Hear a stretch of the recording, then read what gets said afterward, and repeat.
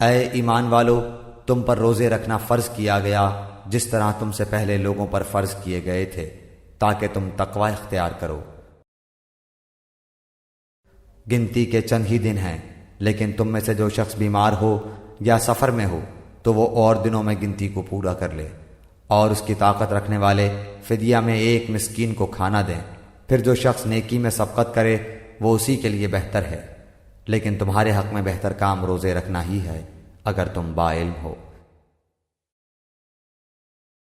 ماہ رمضان وہ ہے جس میں قرآن اتارا گیا، جو لوگوں کو ہدایت کرنے والا ہے، اور جس میں ہدایت کی اور حق و باطل کی تمیز کی نشانیاں ہیں۔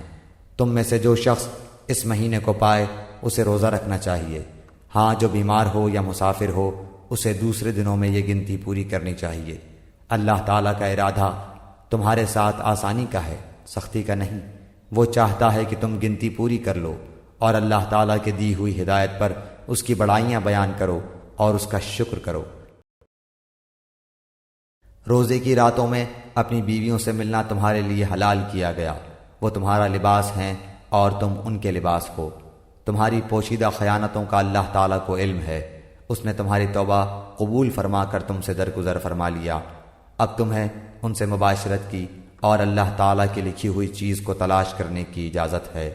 تم کھاتے پیتے رہو یہاں تک کہ صبح کا سفید دھاگا سیاہ دھاگے سے ظاہر ہو جائے، پھر رات تک روزے کو پورا کرو، اور عورتوں سے اس وقت مباشرت نہ کرو جبکہ تم مسجدوں میں اعتکاف میں ہو۔ یہ اللہ تعالیٰ کی حدود ہیں، تم ان کے قریب بھی نہ جاؤ۔ اسی طرح اللہ تعالیٰ اپنی آیتیں لوگوں کے لیے بیان فرماتا ہے تاکہ وہ بچیں۔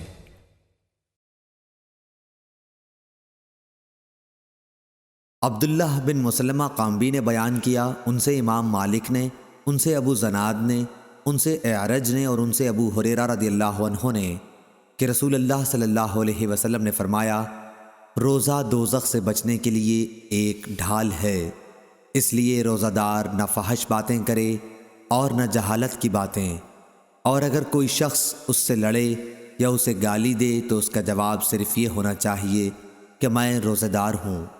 یہ الفاظ 2 مرتبہ کہہ دے۔ اس ذات کی قسم جس کے ہاتھ میں میری جان ہے، روزہ دار کے منہ کی بو اللہ کے نزدیک مشک کی خوشبو سے بھی زیادہ پسندیدہ اور پاکیزہ ہے۔ اللہ تعالیٰ فرماتا ہے، بندہ اپنا کھانا پینا اور اپنی شہوات میرے لیے چھوڑتا ہے، روزہ میرے لیے ہے اور میں ہی اس کا بدلہ دوں گا، اور دوسری نیکیوں کا ثواب بھی اصل نیکی کے 10 گنا ہوتا ہے۔ صحیح بخاری حدیث نمبر 1894۔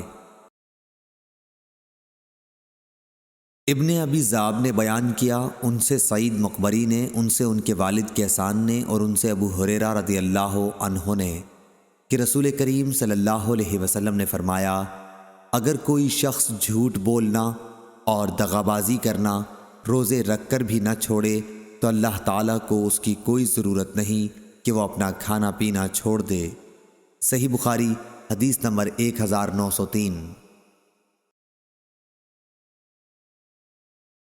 عطا نے خبر دی، انہیں ابو صالح نے جو روغن زیتون اور گھی بیچتے تھے، انہوں نے ابو ہریرہ رضی اللہ عنہ سے سنا کہ رسول کریم صلی اللہ علیہ وسلم نے فرمایا، اللہ پاک فرماتا ہے کہ انسان کا ہر نیک عمل خود اسی کے لیے ہے مگر روزہ کہ وہ خاص میرے لیے ہے اور میں ہی اس کا بدلہ دوں گا، اور روزہ گناہوں کی ایک ڈھال ہے، اگر کوئی روزے سے ہو تو اسے فحش گوئی نہ کرنی چاہیے اور نہ شور مچائے۔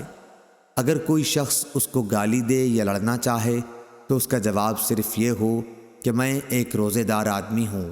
اس ذات کی قسم جس کے ہاتھ میں محمد صلی اللہ علیہ وسلم کی جان ہے، روزے دار کے منہ کی بو اللہ تعالیٰ کے نزدیک مشک کی خوشبو سے بھی زیادہ بہتر ہے۔